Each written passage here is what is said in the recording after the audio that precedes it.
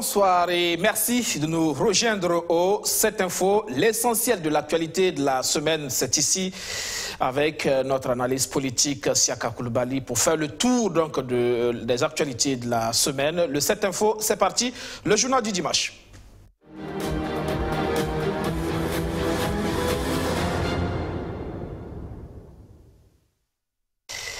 Les travaux préparatoires du sommet des chefs d'État du G5 Sahel se sont poursuivis ce dimanche à Ouagadougou avec la session ordinaire du Conseil des ministres de l'organisation, un Conseil des ministres qui regroupe les ministres de l'économie, des affaires étrangères, de la défense des 5 pays membres du G5 Sahel.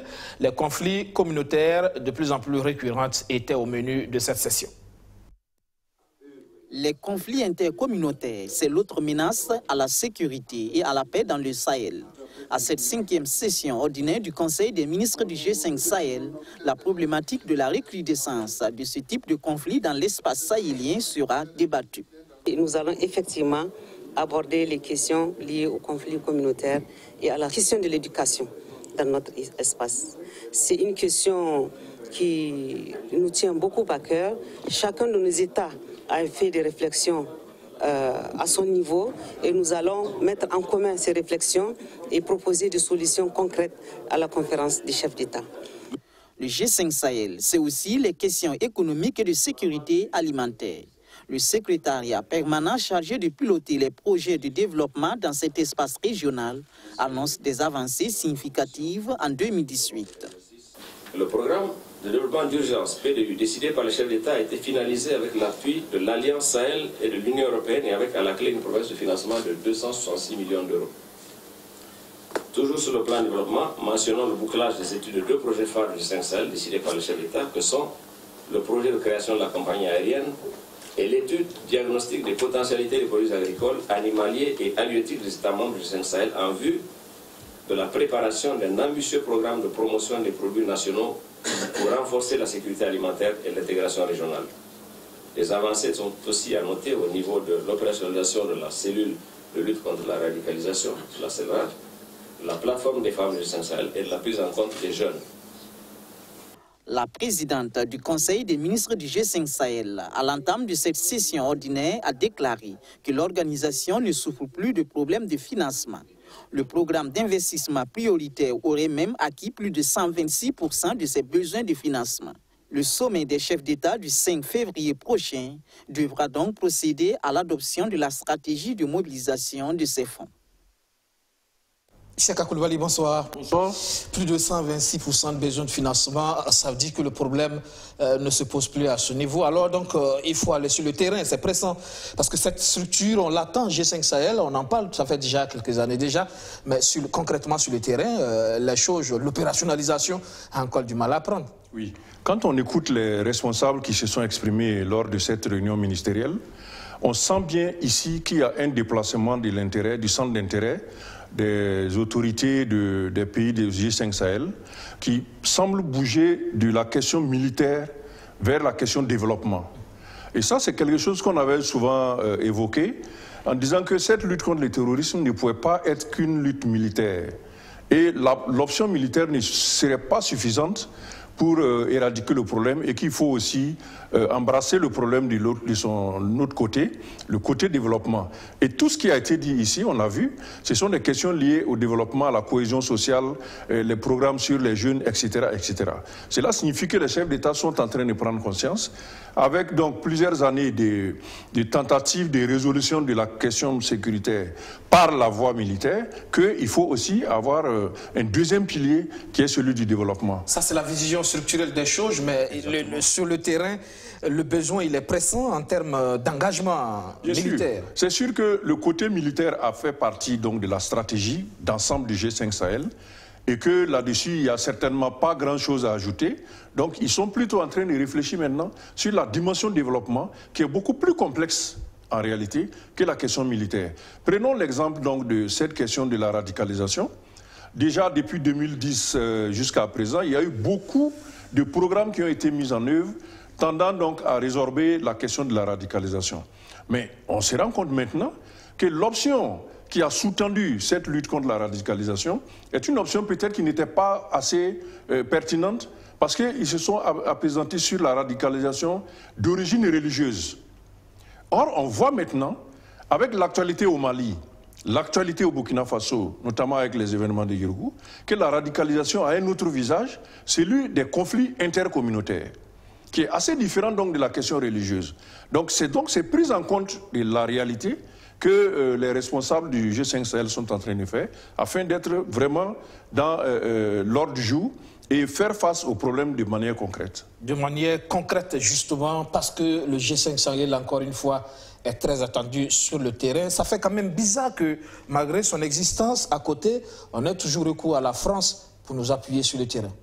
Bien sûr, le G5 Sahel, comme vous le savez, a eu du mal à prendre, parce qu'il y a eu d'abord les questions budgétaires qui maintenant semblent être résolues, mais il y a aussi que le G5 Sahel est la réunion de plusieurs pays qui ont eux-mêmes des difficultés de réorganisation de leur sécurité. Essentiellement, si on prend les 5, il y a peut-être 2 qui, sur le plan militaire, ont une certaine stabilité. Je veux parler de la Mauritanie et du Tchad. Mais si vous prenez le Mali, le Burkina Faso et le Niger, il y a une certaine faiblesse structurelle donc, du domaine sécuritaire qui fait qu'il était difficile d'avoir une harmonie de l'action au niveau sécurité, au niveau militaire. Et cette question donc, est en train d'être résolue et ça va certainement être une des priorités. Une des priorités donc, de l'action à partir donc, de la prise en compte, enfin, la présidence donc, du Burkina Faso, qui va aussi apporter ses efforts, ses ressources pour renforcer cette organisation. Et si c'est maintenant que le budget déjà est bouclé, c'est peut-être maintenant le moment que la stratégie finale soit mise en œuvre. En tout cas, on attend beaucoup de ce sommet des chefs d'État qui s'ouvre justement mardi. Oui. Le Burkina va prendre la présidence justement de cette institution. Oui. On attend donc de voir la suite de cette info et on va tout de suite rejoindre notre envoyé spécial au Niger, John William Somda, pour la Coupe d'Afrique des Nations U20. William, bonsoir. Oui. Bonsoir, William. Alors, j'imagine que la première préoccupation concerne sans doute ce report du match Burkina Faso-Ghana. Tout à fait. En effet, le stade régional de Maradi n'est pas encore prêt à accueillir des matchs en nocturne. Ce match est initialement prévu pour 19h30 heure locale, soit 18h30 GMT, a été tout simplement reporté à demain à 16h30 heure locale. Les salons qui ont donc suivi depuis leur petit écran la victoire des Lions du Sénégal face donc les Lionceaux du Sénégal, devrais-je dire, face aux Aiglons du Mali par le score de 2-0. Et donc, le match des étalons reporté pour demain, l'avez-vous dit, le Sénégal qui gagne un match d'ouverture face au Mali 2-0. Il y a eu cette conférence de presse hier donc, de l'équipe, de l'entraîneur des étalons qui semble très confiant. C'est une équipe en tout cas gonflée à bloc pour ce match contre le Ghanéen.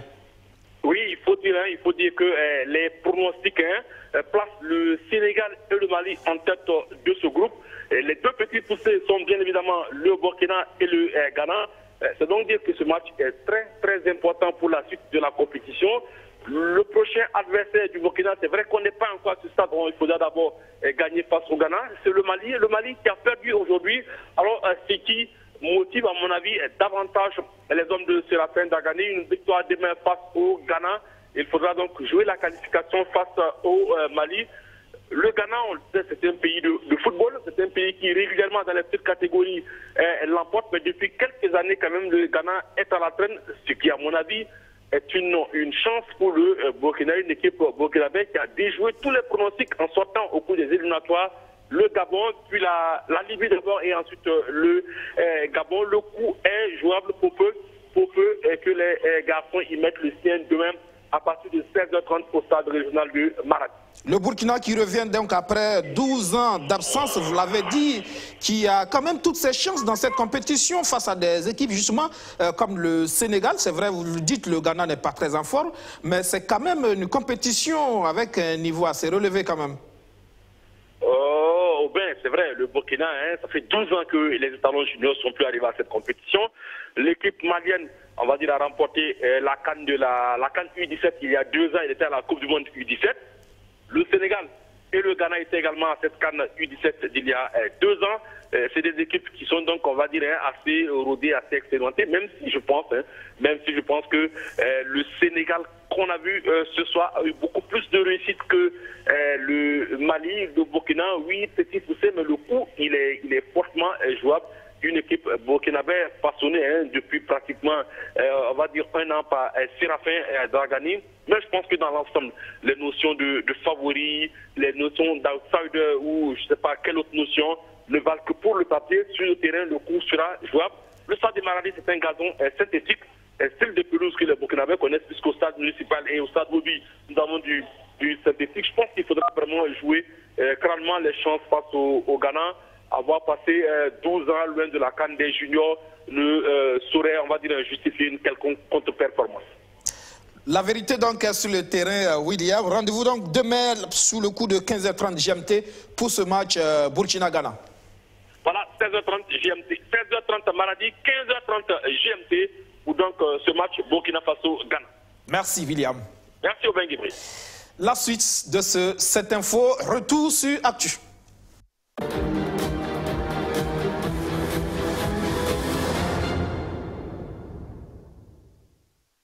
On parlait donc de ce sommet du G5 Sahel. En attendant donc l'ouverture de ce sommet et les solutions qui en sortiront, Moïse Minungou et ses hommes doivent faire face à un quotidien toujours marqué par des attaques.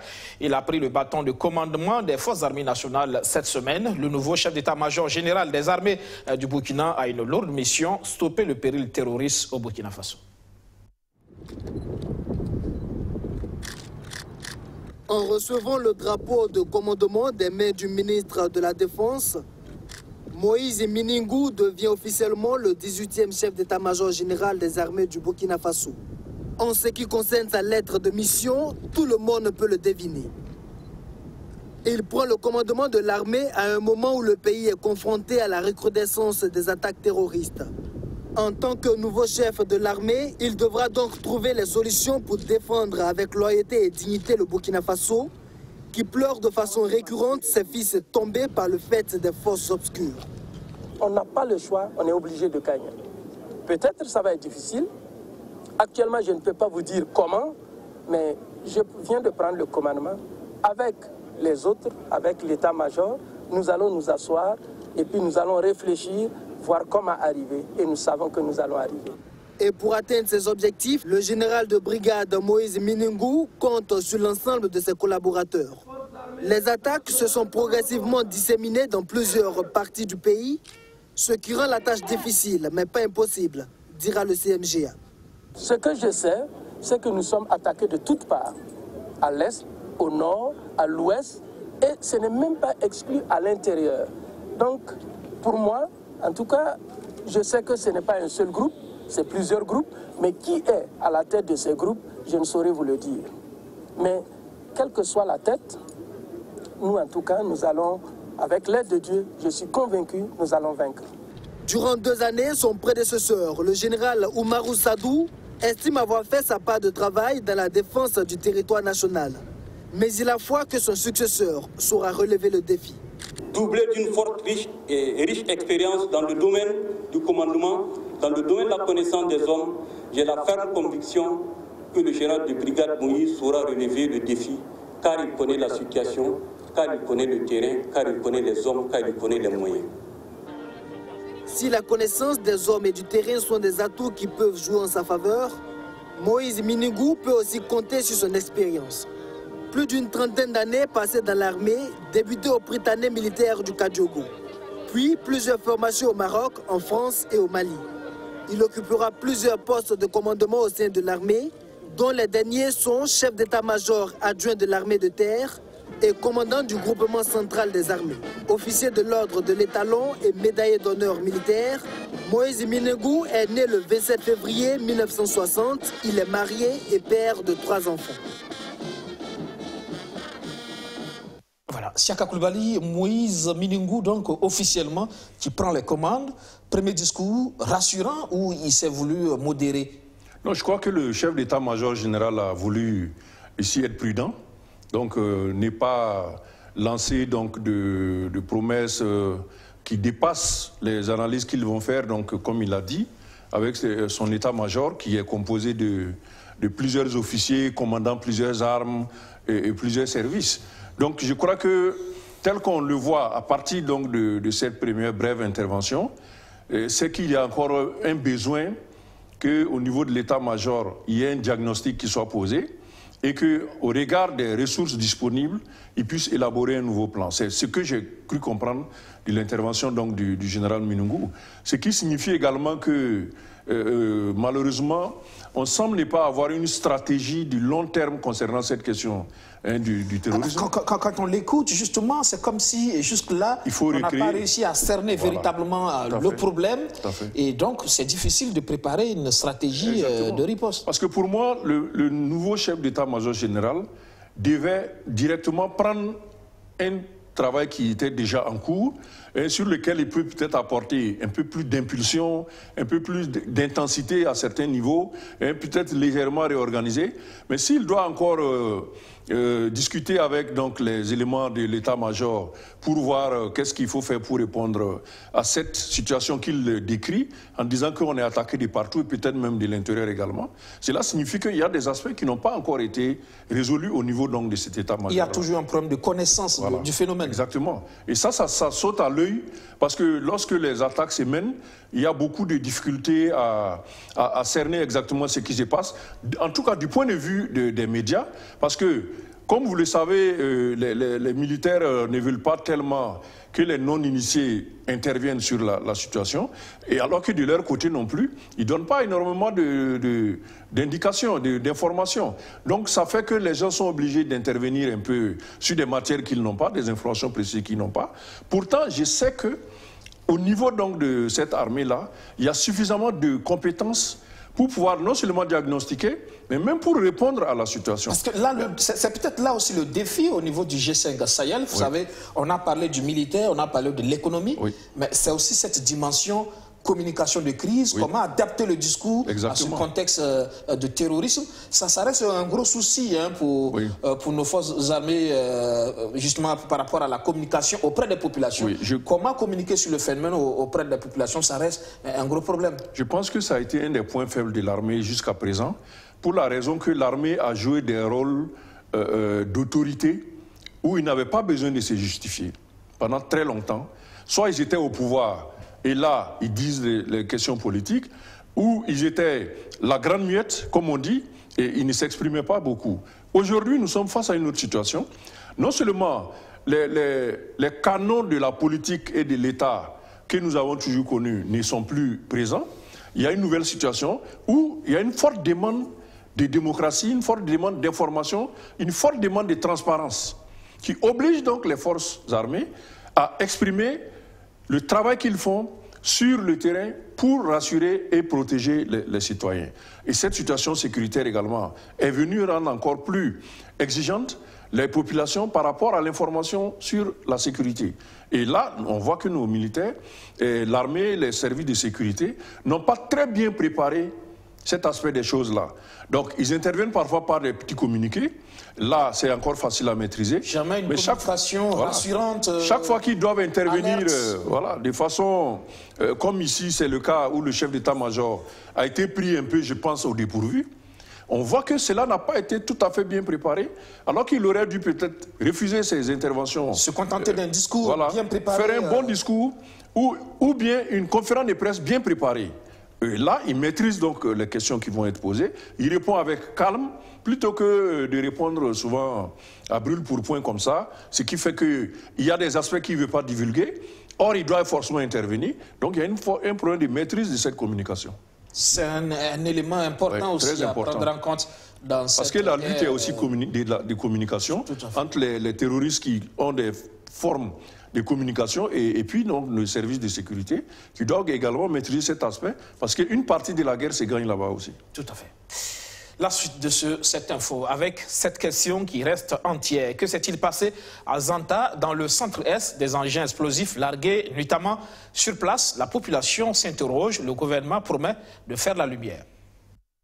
Village de Zanta, dans le centre-est, à une vingtaine de kilomètres de Zabré, ce 31 janvier aux environs de 10 heures. Les habitants de ce village ont peut-être vécu la plus grande frayeur de leur vie la veille. Dans la nuit du mercredi 30 janvier, ces engins explosifs ont été largués sur ces lieux et auraient provoqué des explosions. En témoigne cette surface d'herbe sèche brûlée selon la population. Là, c'était aux environs de la tombée de la nuit vers 19h et entre-temps il a entendu une explosion. Et quand il a entendu l'explosion, en même temps ça en est suivi d'un incendie. Et à l'issue de cela, il a appelé toute la famille à se mettre à l'abri. Et il est sorti effectivement pour voir ce qui se passait. Et c'est là qu'il a constaté qu'il y avait un incendie et que les balles sifflaient. Et donc, tout de suite, il a alerté les forces d'autodéfense appelées Kolwego pour qu'ils puissent se déporter sur les lieux et voir et évaluer les dégâts. D'où viennent ces engins explosifs et comment ont-ils été largués sur les lieux? Ce premier témoin, dont la concession se trouve à moins de 50 mètres de l'engin le plus proche, dit avoir été alerté par le bruit des explosions. Mais ce monsieur qui habite dans le village voisin, lui affirme avoir vu aux mêmes heures de l'incident un hélicoptère qui survolait la zone. Eux, ils étaient au marché puisqu'il est commerçant et ils ont entendu un bruit. Et d'aucuns croyaient que c'était les bulldozers qui sont là pour la réhabilitation de la voie. Et c'est plus tard qu'ils se sont rendus compte que c'était le bruit d'un hélico. Et ils ont attesté cela parce que l'hélico était en basse altitude, juste au-dessus des arbres, avec de légers voyants. Et entre-temps, ils ont entendu des explosions. Donc après juste les explosions, l'hélicoptère a rebouché chemin et l'hélico n'est pas passé au-dessus de là où il y avait la foule. Mais dans les abords, voilà, c'est le bruit qui a alerté que ce n'était pas un engin ordinaire et surtout les voyants. Sinon, quant à la couleur, il ne peut pas attester si c'est la couleur de l'armée ou un hélicoptère de l'armée. Balles, missiles ou obus. Les spéculations de la population sont nombreuses sur la nature de ces engins explosifs. Au sorti du Conseil des ministres extraordinaire de ce vendredi 1er février, le ministre de la Sécurité ne donne pas plus de précisions sur l'incident. Nous confirmons qu'il y a des enquêtes en cours pour déterminer l'origine de ces munitions, de ces engins qui ont été largués.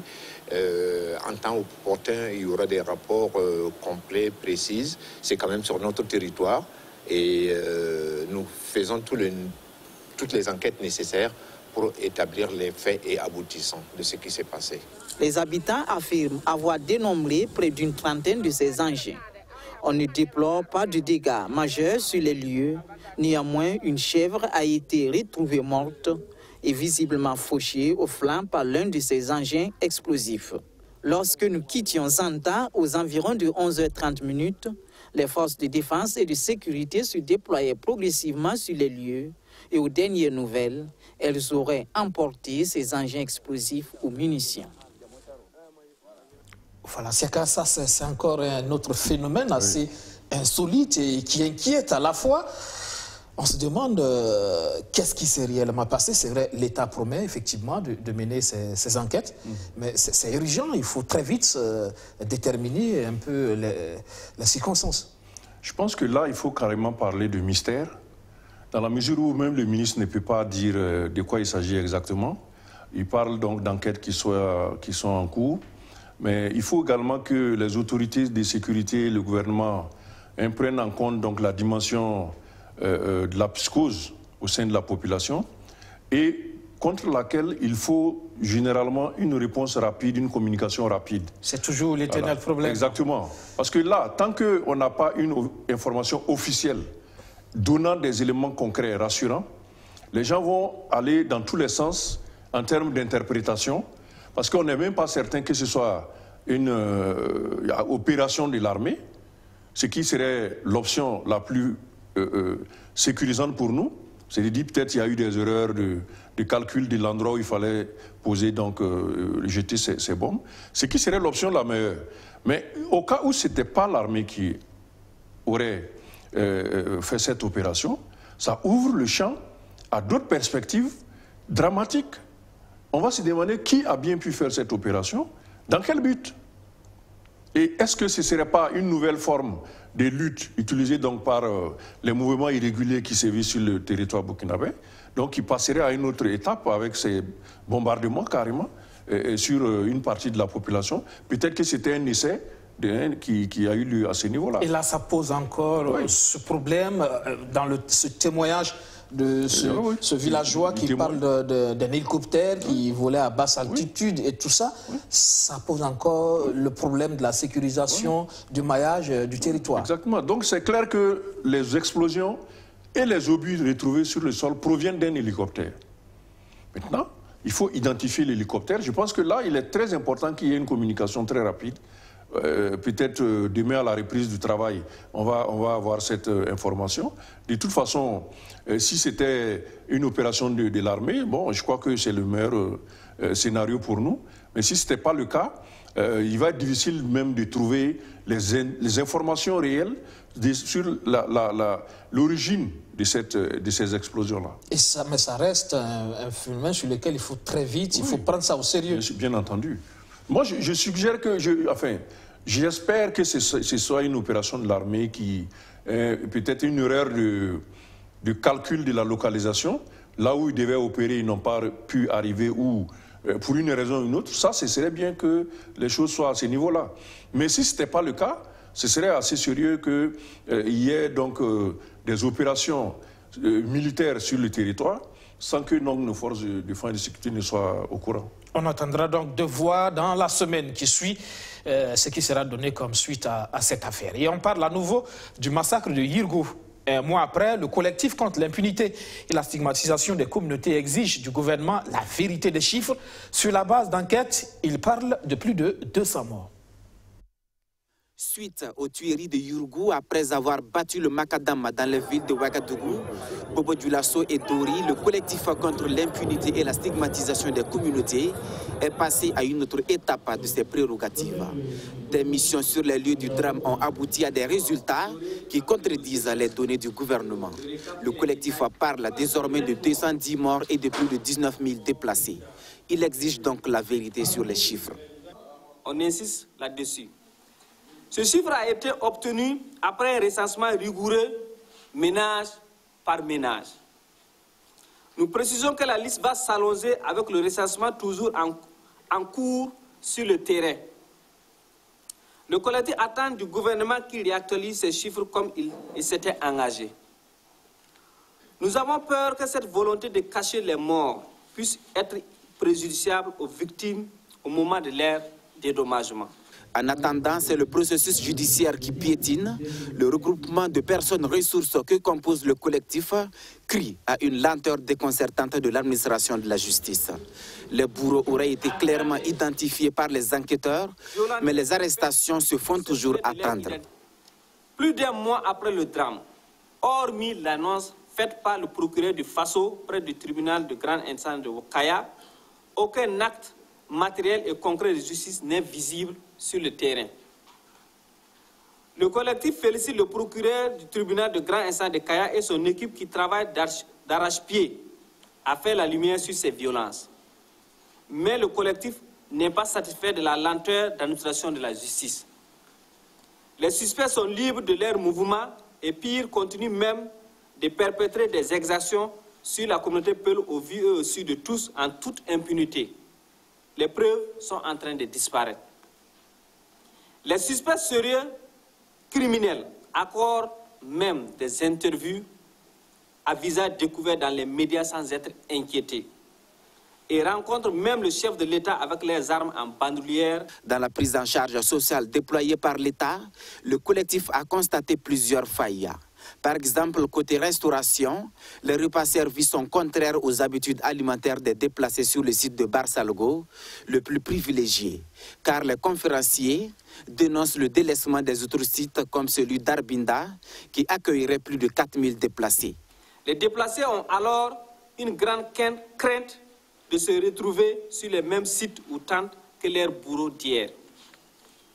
Les rescapés du drame ne sont pas logés à la même enseigne. Ceux qui sont réfugiés dans la commune de Barsalgo sont plus chanceux que ceux d'autres sites. Il y a lieu de préciser que certains propos officiels tendent à décourager les bonnes volontés d'aller vers les sites de Kelbo, Bélé, Arbinda, parce que la sécurité n'y serait pas garantie. Il faut ajouter Djibo également. En un mois d'existence, le collectif a rencontré plusieurs autorités religieuses, administratives, coutumières et politiques. Il a pu mobiliser en espèces à plus de 11,7 millions de francs CFA et en nature près de 10 millions. Des ressources qui ont été remises aux déplacés pour leur prise en charge. Chaka Coulibaly, c'est inquiétant là. Le collectif qui parle de plus de 200 morts, l'État qui est attendu par rapport à une réactualisation des chiffres. Oui, c'est vrai qu'il y a une guerre des chiffres actuellement concernant le nombre de morts à Yirgou. C'est tout à fait normal parce que les méthodologies utilisées par le collectif et celles utilisées par les services judiciaires, en l'occurrence le procureur de Kaya, ne sont pas tout à fait les mêmes. Le collectif a travaillé auprès donc des réfugiés qui ont donné des informations sur leurs parents qui sont décédés. Et il y a une liste qui a été dressée où ils ont vérifié qu'il n'y a pas de doublons, parce que quand même on sait que c'est des communautés qui aiment à peu près les mêmes prénoms, donc il se peut qu'il y ait des doublons. Ils ont travaillé sur ces aspects de doublons. Ils ont également évité de mentionner les gens qui sont portés disparus, pour éviter tout amalgame. Donc les 210 morts, ce sont ceux dont les parents déclarent la mort. Donc leur mari n'est pas là, il a été tué. Leur fils, pour des femmes, a été tué. Ça, c'est déclaré et la personne qui déclare donne ses contacts de façon à ce que ça puisse être vérifié. Donc ce qui serait important maintenant, c'est que le procureur puisse procéder également de la même manière, parce que les personnes qui ont perdu leurs parents vont poser plainte pour assassinat et lui, il aura de toute façon à travailler là-dessus. Or, aujourd'hui, le procureur à son niveau travaille plutôt par l'identification des morts. Ce qui semble difficile puisque quand les opérations de massacre ont eu lieu, rapidement, les Congolais sont revenus sur place et ont fait disparaître les corps, ont enterré certains, ont jeté certains dans les puits perdus ou dans les trous d'orpaillage, on parle même de fosses communes. Donc, physiquement, il est difficile de trouver un cadavre qui traîne sur le sol actuellement. Donc, si le procureur veut s'en tenir à cela, c'est ce qui explique que le gouvernement évolue pas à pas sur le nombre de morts. Mais le collectif est parti sur la base des déclarations faites par ceux qui ont perdu leurs parents. Et là, il semble qu'il y ait encore une possibilité d'augmentation de ce nombre, puisque les deux sites sur lesquels ils ont procédé aux enquêtes, ce sont les sites des réfugiés de Barsalgo et de Kelbo. Mais il y a encore le site d'Arbinda, qui compterait 4000 réfugiés, où des gens vont encore déclarer avoir perdu tel parent. Et il y a également une partie qui est allée se réfugier à Djibo aussi. Donc, ce qui veut dire que le nombre va augmenter. Ce qui est important de noter dans cette affaire de Yirgou, c'est que les informations continuent à être trouvées. On a maintenant une indication sur la qualification des génocides qui est tout à fait remplie à l'heure actuelle. Parce que l'opération aurait été préméditée, préparée et mise en exécution. Parce que du 23 au 29, les Congolais seraient passés dans les maisons des Peuls, auraient donc ramassé tout ce qui est armes blanches, couteaux, et pour ceux qui avaient quelques fusils avec eux, ils ont ramassé cela et jusqu'au 29. Et quand ils ont terminé ce ramassage, ils ont donné un ultimatum au Peuls de déguerpir en 72 heures. Et les 72 heures finissaient le jour où justement le chef de Yirgou a été assassiné. Ça, ce sont des témoignages de... Ce sont des témoignages qui ont été recueillis sur place, notamment avec des personnes qui relèvent donc de... Puisque ici on parle de guerre communautaire. Il y a des Moussi qui n'étaient pas du tout d'accord avec ça, qui ont même protégé certains peuples, qui donnent aussi des informations permettant donc de faire les recoupements. Et c'est eux qui ont donné les indications sur ces opérations préalables à l'assassinat, au massacre qui ont eu lieu. Là, ça reste, même si au niveau du gouvernement, quand même, on pense qu'il faut prendre ces chiffres-là avec des pincettes. Bien sûr, le gouvernement, le ministre de la Sécurité, il est un des responsables donc, des services judiciaires. Il attend que des rapports lui soient faits par ses services. Donc s'il attend que ce soit à ce niveau-là pour pouvoir décider, je crois que de toute façon, les personnes qui ont perdu des parents vont porter plainte pour assassinat de leurs parents avec les noms, prénoms, l'état civil de celui qui a été tué. De toute façon, les chiffres vont leur arriver, puisque les plaintes vont être déposées aussi bien au niveau national auprès de la justice burkinabé qu'au niveau international, la Cour africaine des droits de l'homme, la Cour de justice de la CEDEAO, et pourquoi pas la CPI, parce que quand on regarde cette affaire de Yirgou, comme je l'ai dit, les indications de génocide ont été toutes remplies, parce que ce sont les mâles qui ont été visés. Quand vous arrivez dans les villages des sinistrés, j'ai été par exemple à Bingel, vous trouvez des femmes qui sont là, des vieilles et des moins âgées qui sont là, mais aucun homme n'est encore là. Donc ce sont des mâles qui ont été visés. Et dans l'histoire, ça se rapporte donc au massacre de Srebrenica en Bosnie, en 1995, qui ressemble exactement de la même manière, où 8000 hommes ont été tirés des villages et puis ont été exécutés. Donc l'affaire, de toute façon, ne peut pas s'arrêter à ce niveau-là et va prendre des développements. Ce volet judiciaire qui semble prendre du temps, un mois après. Exactement. Quel que soit il n'y a pas risque justement que des acteurs puissent se dérober justement si on ne va pas très vite? Et c'est ce que le collectif dit, le fait de ne pas avoir procédé à des interpellations. Parce que comme si vous l'avez suivi, certains médias comme Omega ont, dès les 2 premiers jours, je crois que même BFM aussi avait fait des reportages là-dessus, il y a eu des collègues qui se sont exprimés sur ce qu'ils ont fait. Et là, on voit certains expliquer pourquoi et comment ils ont procédé aux assassinats. Donc ces personnes-là, pour le moins, auraient dû se retrouver dans des procédures judiciaires, quelle qu'en soit l'issue.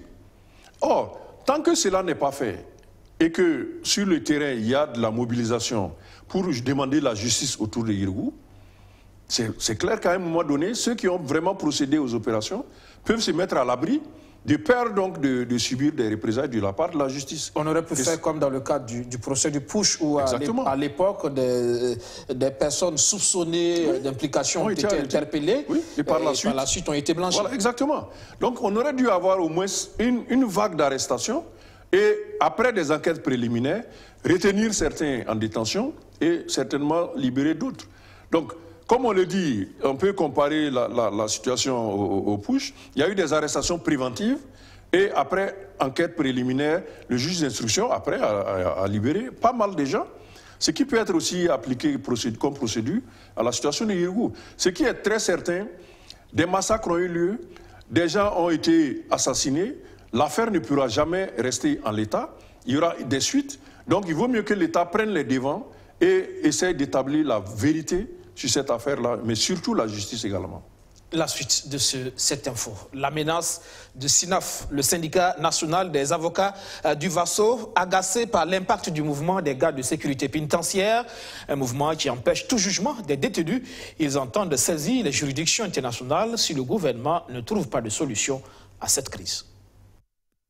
Depuis le 22 octobre 2018, eux et leurs collègues avocats ne sont plus à mesure de défendre les prévenus devant les juridictions correctionnelles suite au refus des gardes de sécurité pénitentiaire d'extraire et de conduire les détenus aux audiences correctionnelles, et ce, afin d'obtenir du gouvernement la satisfaction de leurs plateformes revendicatives.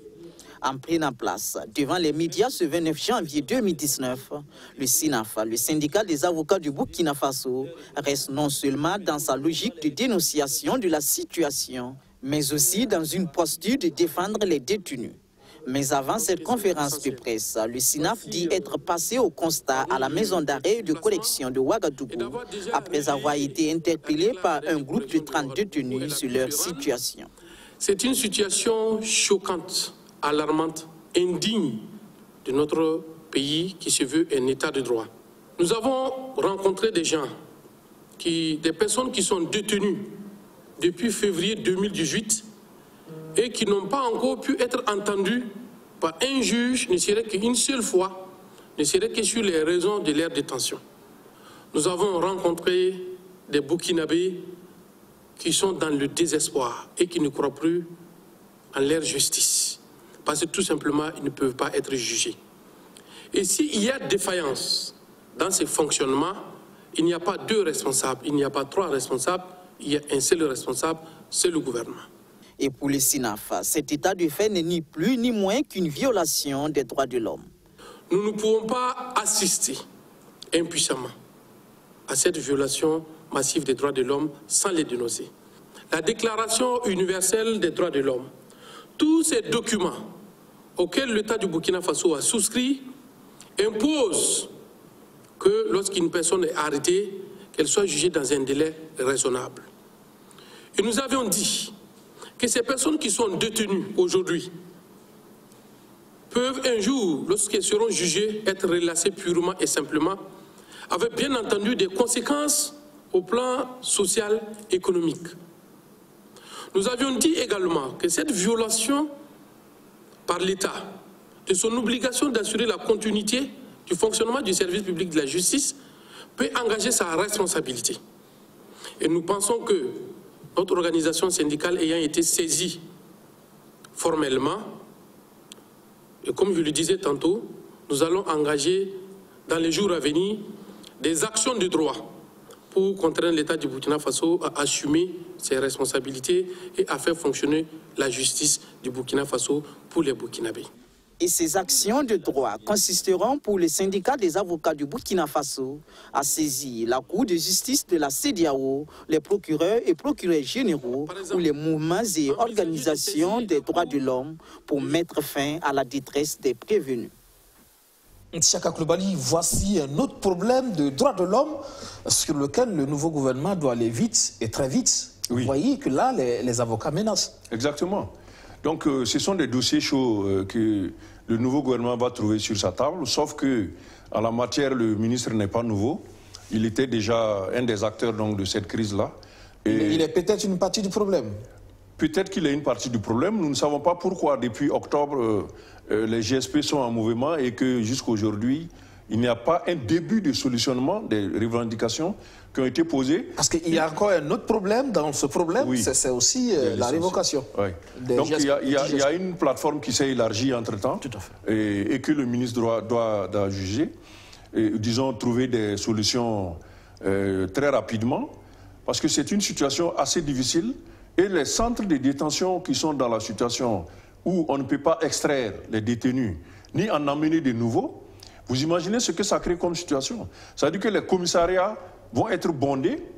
Là où on devait avoir des gardes à vue de 48 heures avant d'emmener les détenus dans les maisons de détention, il va y avoir une foule des gens qui sont là parce qu'on ne peut pas... de relâcher. Exactement. Ils sont obligés de relâcher certaines personnes en attendant que la situation évolue, avec tous les risques que cela implique. À savoir des disparitions, des gens peuvent disparaître avant que la procédure ne puisse continuer. Donc c'est une situation extrêmement difficile parce que c'est des questions qui sont connexes à la question sécuritaire. Aussi bien, les GSP font partie donc du dispositif de sécurité, mais les détenus également, lorsqu'ils sont dans une situation de confinement, certains devaient bénéficier de libertés provisoires. Le délai est passé, ils ne peuvent pas être libérés. Ceux qui doivent être amenés pour commencer leur détention ne peuvent pas non plus entrer dans les centres de détention, si bien que finalement, il y a un blocage qui augmente la tension à l'intérieur des centres de détention, ce qui rend donc les GSP en danger, parce qu'à un moment donné, peut-être qu'ils ne pourront pas assurer la sécurité et le contrôle donc, de ces centres de détention. Donc le gouvernement est interpellé là-dessus. Peut-être que la limite de cette situation, c'est le fait que ce soit le même ministre qui a déjà des positions bien précises et figées sur la crise, qui pourraient ne pas être sensibles donc, aux revendications des GSP, sauf que des nouveaux acteurs entrent en ligne de compte maintenant. Les avocats disent qu'ils vont saisir des juridictions internationales, notamment la Cour de justice de la CEDEAO. Cela pourrait amener le gouvernement à bouger sur cette question-là. On attendra donc de voir. Le gouvernement, justement, qui veut réduire son train de vie, le sujet était au cœur du Conseil des ministres cette semaine. Un Conseil des ministres qui s'est penché également sur la situation sanitaire. Dans la Tapoa, on parle de 25 morts, méningite ou fièvre de Lassa. La question reste posée. Des études sont en cours, dit le gouvernement. Le bilan est déjà inquiétant s'il s'agit réellement d'une épidémie de méningite. On parle de 25 morts dans la province de la Tapua, mais des analyses seraient toujours en cours pour déterminer avec exactitude la nature du virus ou de la bactérie. Les questions sont en étude parce que la ministre a précisé que bien qu'on ait obtenu donc un liquide céphalorachidien trouble, il y a des risques que ça puisse être également la fièvre de Lassa, puisque la personne qui serait la première à avoir déclenché la maladie est venue donc du Bénin. Donc il y a des risques et donc pour l'instant on part sur la méningite, mais les études sont en train d'être continuées pour savoir exactement s'il s'agit pas d'autre chose. Et donc dans ce cas d'espèce, les mesures donc sont des mesures de prudence, pouvoir se référer à toutes les structures sanitaires lorsqu'on a un certain nombre d'éléments, notamment des fièvres qui se répètent, et pouvoir transférer les personnes rapidement afin d'éviter donc, si c'est la méningite, une propagation. Le gouvernement travaillerait déjà à circonscrire cette éventuelle épidémie de méningite et c'est peut-être là la nécessité également de réduire son train de vie pour plus épargner. La réduction du train de vie de l'État, c'est le premier sujet auquel le gouvernement d'Abiré s'attaque. Durant 1h30, les ministres ont échangé sur des mesures potentielles et une commission a été mise en place pour recueillir l'ensemble de ces points de vue-là et finaliser pour que très rapidement, d'ici donc les 2 semaines qui viennent, nous ayons des mesures fortes qui soient annoncées en ce qui concerne le train de vie de l'État et notamment sur des aspects, notamment tout ce qui peut poser problème, le décret lié notamment au traitement des ministres et tous ces aspects-là. À cette rentrée de classe, les ministres se sont également penchés sur les méthodes qui peuvent rendre l'action gouvernementale efficiente, mais surtout perceptible par la population. Voilà, c'est l'autre défi et le Premier ministre d'Abiré l'a annoncé justement la réduction du train de vie de l'État pour donner l'exemple, peut-être favoriser le dialogue social. Là, les choses semblent bien en marche. Effectivement, on parle de réduire donc, les salaires des ministres, peut-être revenir au décret qui encadre un peu ces salaires.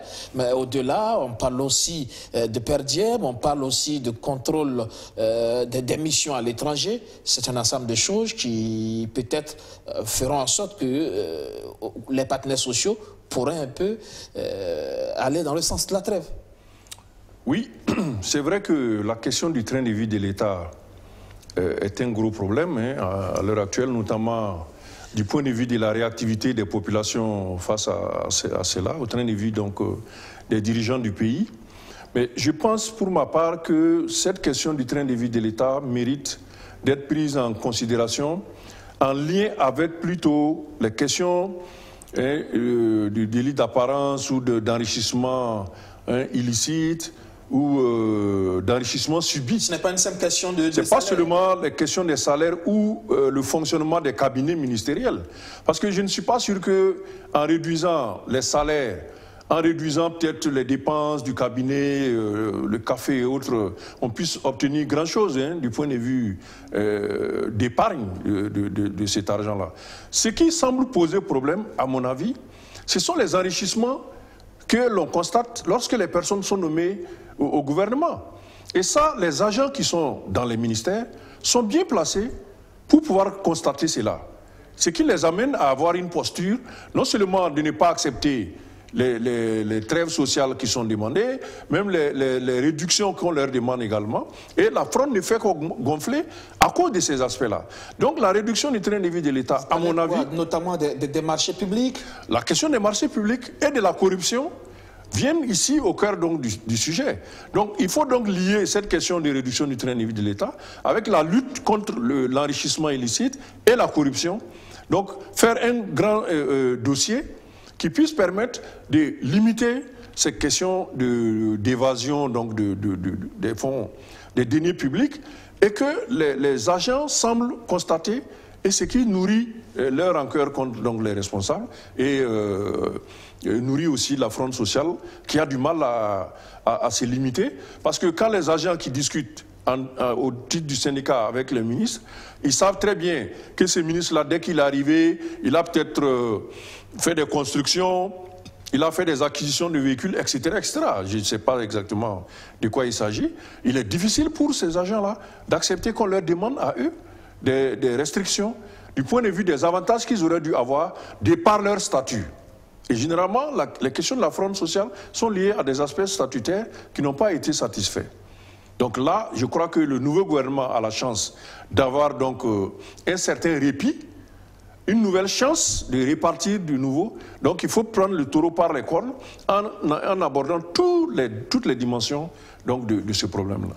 Une nouvelle chance justement pour le gouvernement, c'est avec la coordination nationale des syndicats de l'éducation qui lâche du lest. Elle annonce ce samedi la reprise des évaluations dans les écoles. La coordination des syndicats veut donner ainsi une chance aux négociations avec le gouvernement. Mais attention, le mot d'ordre est levé pour une période de 2 mois. Le gouvernement est attendu au tournant. Une nouvelle qui apportera l'accalmie dans le secteur de l'éducation où les manifestations d'élèves pour réclamer la reprise des évaluations commencent à prendre de l'ampleur. La coordination nationale des syndicats de l'éducation suspend à compter de ce 3 février 2019 son mot d'ordre en cours et ce pour 2 mois. Cette décision d'une grande responsabilité vise, selon la coordination, à favoriser la reprise du dialogue le 4 février prochain avec le gouvernement. Cette suspension aura une durée maximum de 2 mois. Cette mesure d'une grande responsabilité doit être comprise par le gouvernement comme la volonté des syndicats à entamer les discussions du 4 février dans un esprit de dialogue sincère en vue d'aboutir à un statut véritablement valorisant pour les personnels de l'éducation et de la recherche. En fin mars 2019 donc, la coordination nationale des syndicats de l'éducation évaluera l'application des engagements, y compris la question du statut valorisant, et prendra une décision définitive sur la suite des événements, et cela en fonction des conclusions de l'analyse qu'elle aura faite. Les évaluations reprendront donc dans tous les établissements du Burkina Faso, mais pour les conférenciers du jour, il n'est pas question de parler d'un quelconque rattrapage, malgré le retard enregistré. Nous avons dit nous suspendons et selon notre entendement, lorsque on suspend et maintenant on peut reprendre les évaluations, c'est dans un calme naturel. Il n'y a pas à rattraper parce que vous aurez constaté que l'année passée également, la coordination s'est engagée avec le gouvernement pour réorganiser l'année. Et en sacrifiant nos congés, en sacrifiant nos vacances et en faisant des efforts supplémentaires. Mais qu'est-ce que nous avons eu en retour? Les camarades sur le terrain ont été victimes de coupures pour faire de grève. Plusieurs questions d'actualité se sont invitées à cette conférence de presse. Parmi elles, les différentes agressions d'enseignants par des parents d'élèves dans les villes de Bobo-Dioulasso, Moctédou et Ouagadougou. Elle condamne avec la dernière énergie. Elle exprime toute sa compassion aux travailleurs victimes de ces actes ignobles et les rassure de tout son soutien. En tout état de cause, elle se donnera le droit d'y répondre de manière appropriée si les mesures convenables ne sont pas prises pour assurer la sécurité des travailleurs et rendre justice aux victimes. Rendez-vous est pris le 31 mars prochain pour la suite des événements, notamment la reprise ou la levée définitive de la suspension des évaluations sur toute l'étendue du territoire national. La balle est en tout cas dans le camp du gouvernement, selon la coordination nationale des syndicats de l'éducation. Voilà, une petite trêve ici pour le gouvernement, on en parlait tout à l'heure avec le secteur de l'éducation. Mais en même temps, c'est un piège, ça veut dire que dans 2 mois, si, comme ils l'ont dit, il n'y a pas de satisfaction, la lutte risque de prendre une autre tournure. Oui, exactement. On sait bien que le secteur de l'éducation est l'un des casse-têtes importants pour le gouvernement avec celui des finances, parce que c'est un département qui compte énormément d'argent public et la moindre révalorisation se calcule en termes de beaucoup de milliards. Ce qui fait que le gouvernement a beaucoup de mal à accorder donc, les demandes des enseignants. Mais ici, on le voit, certainement certaines mesures ont dû être adoptées. Je pense que la bonification d'échelon dont le décret a été signé, a dû jouer beaucoup dans la position nouvelle donc, des enseignants. Et là, ils font une suspension de leur mot d'ordre de boycott ou d'arrêt des évaluations pour 2 mois, afin d'évaluer la bonne volonté du gouvernement à satisfaire leurs demandes sur le statut valorisant des enseignants, qui est un vrai gros dossier qui pourrait être chiffré à une centaine de milliards même, selon certains. Donc là, le gouvernement a vraiment du pain sur la planche, mais à 2 mois quand même de répit pour essayer d'organiser également les services ou donc les dispositifs, de sorte à faire en sorte que, même si les syndicats ne sont pas totalement satisfaits, il y a de la matière à faire en sorte qu'ils puissent prolonger peut-être leur décision donc de continuer les évaluations et qu'on puisse avoir une année qui soit validée. Sinon, s'il y a encore un autre mouvement et qu'il n'y a pas d'évaluation, au moins on aura presque la moitié de l'année qui va être peut-être pas, qu'on ne pourra pas prendre en compte dans le système scolaire, si bien qu'il sera obligé peut-être de procéder soit à un réaménagement de l'année scolaire, soit à une année blanche ou autre dispositif. Donc là, je crois que c'est un des domaines. Et là aussi, comme on le disait dans le cas des GSP, le ministre n'a pas changé et il connaît bien le dossier. Il peut peut-être maintenant chercher des ressources additionnelles pour essayer de satisfaire une partie des revendications qui lui sont posées par les syndicats, faire en sorte qu'au moins s'il sauvegarde cette année-là, parce qu'on l'a déjà vu avec l'université, mais à l'échelle des écoles primaires, une année blanche serait assez difficile, parce que le nombre va tripler l'année suivante, si bien qu'il est indispensable de tout mettre en œuvre pour pouvoir régler ces problèmes-là afin d'éviter de perdre l'année. Là aussi, c'est un autre défi sur lequel on entend la nouvelle équipe d'Abiré. La politique, l'heure de la mobilisation qui a sonné au sein de la jeunesse du Congrès pour la démocratie et le progrès, CDP. Cette semaine, c'est dans un palais de la culture Jean-Pierre Diangadé, plein à craquer, que les jeunes de l'ex-parti au pouvoir avaient un message clé à donner, faire bloc autour de leur président Idi Komboyogo pour la reconquête du pouvoir en 2020. Ils y croient.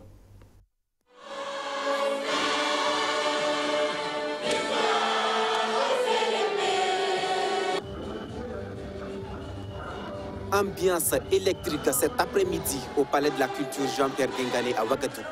Faire de 2020 l'année de leur année, autrement dit, rafler toutes les victoires électorales. Au Congrès pour la démocratie et le progrès, c'est désormais la feuille de route de la jeunesse. Mobilisés ce 2 février, ils sonnent la mobilisation autour de leur champion Idi Komboyogo. L'heure est grave, scandale, ces jeunes venus des 45 provinces du pays. Camarades jeunes du CDP, vous conviendrez avec moi que notre nation, je dis bien notre nation à tous, est en train de subir un déclin progressif dû à l'incompétence au plus haut sommet de l'État. Camarades jeunes, qu'est devenu le projet de notre très cher président Kaboré? Qu'est devenu le PNDS qu'ils ont longtemps santé comme les sauveurs des Burkinabés?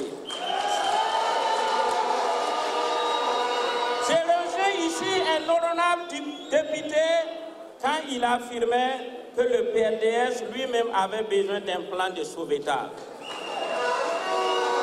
En bouchant la même trompette, le président du parti appelle au sens de responsabilité de la jeunesse dans un contexte marqué par l'incivisme grandissant. Le Burkina fait malheureusement peur à l'étranger de nos jours. Dans cette condition, comment pouvons-nous attirer des touristes et des investisseurs? Comment pouvons-nous créer des emplois pour vous, les jeunes? Camarades, c'est pourquoi cette rencontre autour du thème unité, solidarité et l'esprit conquérant se conjugue avec l'engagement qu'un parti attend de sa jeunesse en termes d'action responsable et citoyenne. L'unité est cette valeur de base pour notre parti, le CDP. Comme à l'accoutumée, l'ombre de l'ex-homme fort du Burkina Faso aura plané sur cette rencontre statutaire. Standing ovation pour Blaise Compaoré. Ces images en poster brandies dans la salle. Au parloir, tous lui ont rendu hommage en cette veille de la célébration de son anniversaire.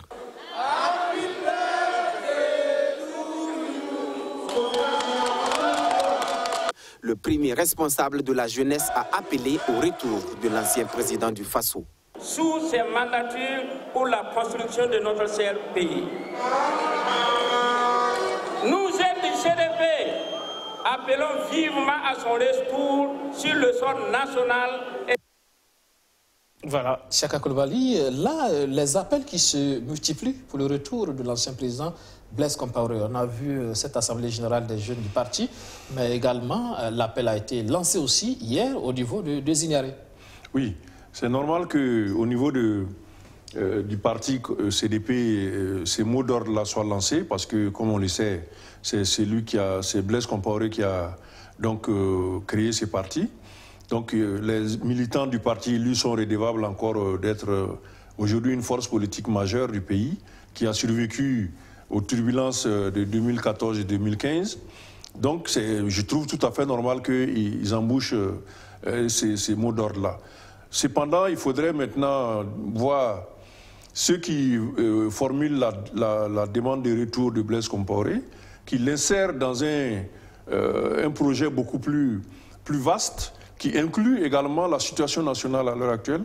En quoi est-ce que cela peut apporter un plus, etc. etc. C'est justement que son retour peut apporter... Voilà. Mais il faut nourrir ça d'arguments qui soient défendables dans la classe politique, parce que ce n'est pas tous les autres partis qui seraient peut-être favorables à cette option, etc. Et comme nous appelons à la réconciliation nationale, laquelle réconciliation nationale, moi je l'entends par un vaste dialogue politique profond qui touche des sujets opérationnels, politiques, d'élections et autres, mais aussi des sujets de réflexion sur la société burkinabé elle-même.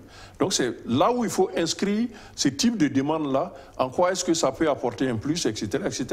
Et c'est là où je dis les acteurs politiques doivent éviter de poser des revendications uniquement dans le but de la conquête immédiate du pouvoir, sans expliquer théoriquement quels sont les ancrages donc, de cette question, de ce mot d'ordre-là. Et généralement, c'est ce que nous ne voyons pas. Et là, nous savons que 2019, c'est l'année préparatoire des élections de 2020. Et ce n'est pas étonnant que le CDP commence à mobiliser sa jeunesse et donc à démontrer et à bander les muscles pour préparer 2020. Et c'est un des exercices que nous voyons ici. Donc par la suite, on va voir maintenant quelle est l'offre politique que présente ce CDP dans le Burkina d'aujourd'hui, après avoir dirigé le pays pendant longtemps, mais surtout après avoir terminé de la façon que l'on connaît. Donc le CDP doit nous faire des propositions qui correspondent à la demande d'aujourd'hui et aux exigences et aux défis que nous avons à l'heure actuelle. Et ça sera tout pour ce 7 Info. Merci. Merci. Mesdames, Messieurs, c'est la fin donc de ce 7 Info. Toute l'équipe de réalisation pilotée donc par Alain Couriol se joint à moi pour vous souhaiter une excellente soirée sur notre chaîne. Bonne reprise de travail demain. Bonsoir.